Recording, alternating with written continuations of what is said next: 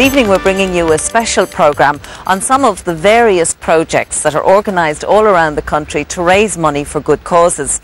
We're here in Athy in County Kildare to bring you the story of a local man, Paul Goodwin. Now, 5 years ago, Paul was diagnosed with cancer. Today, he's in good health and full of praise for the care he received during his illness. Helen McInerney has the story.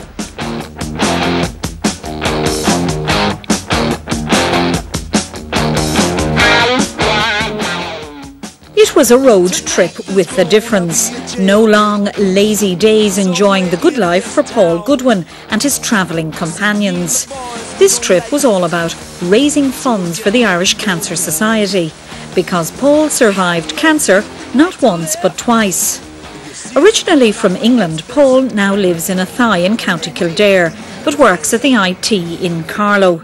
The aim of the fundraising road trip was to travel through all 27 EU countries in 27 days. In 2004 I had testicular cancer, had an operation, and then 12 months later I had to have chemotherapy. But the treatment here in Ireland was just absolutely fantastic. The nurses in particular were absolutely brilliant. So I felt I've got to give something back to the system. But it wasn't going to be a small thing. It was going to be a very, very large event, and this was a very, very large event.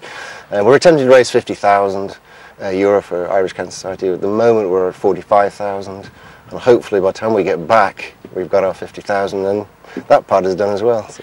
Some of his colleagues at the college decided to travel with him, and the students and staff at the college took part in fundraising events. In order to get around all the 27 EU countries in the 27 days, Paul was joined by friends and colleagues at different stages of the journey. Normally there'll be two of us. At one point in Bulgaria there will be three, because it was so difficult to organise flights with the schedule.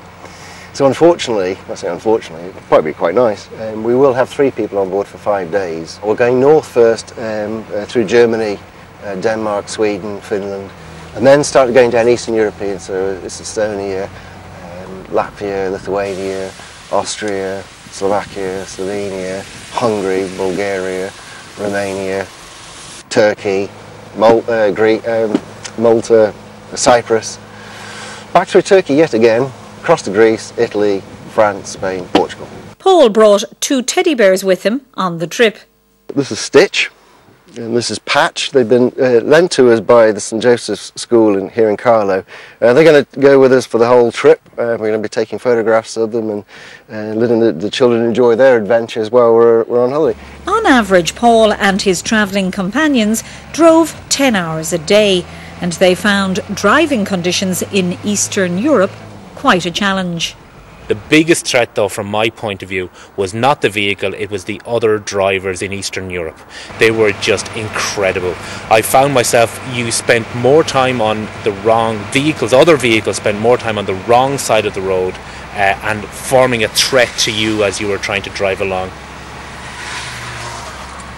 It was very, very difficult, very arduous journey. Probably Romania and Slovenia. They were, from my point of view, were frightening. I started driving in Austria and Paul was kind to me. He drove out of the city, and when we got onto the motorways and dual carriageways he let me loose to drive for a while. But by the time we got to Romania and Slovenia, the roads were narrower, there were single lane roads and the drivers were just crazy. Southern Turkey was just beautiful.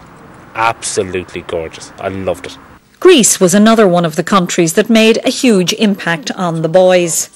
And the Irish flag on the camper van got a great reaction wherever they went. The whole of the Greek mainland is fantastic. You get all the beaches along the coast near Greece, and then as you go up to the north, you get these beautiful forests, and they kept all these bear warning signs, big bear sanctuary. It was absolutely fantastic. Why people go to Greek islands, I don't know. I'd go to the mainland.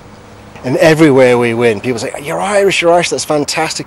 We didn't see any Irish vehicles at all from Stockholm.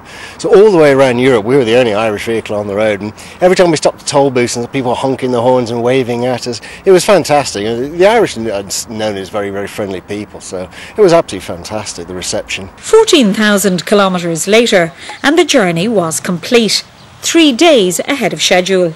We set out to do this, and we've done it. We set out to raise the 50,000, we're very, very close to that. We set out to get around Europe in effectively 24 days. We achieved that safely, which is a major box to tick. So I'm very satisfied that everything has gone to plan, and we're all here to talk about it today. The original target was €50,000, but at the last count, that figure was nearer 62,000. Wasn't that an amazing trip and an incredible fundraiser as well? Now, we're staying with cancer for our next story. I'm sure by this stage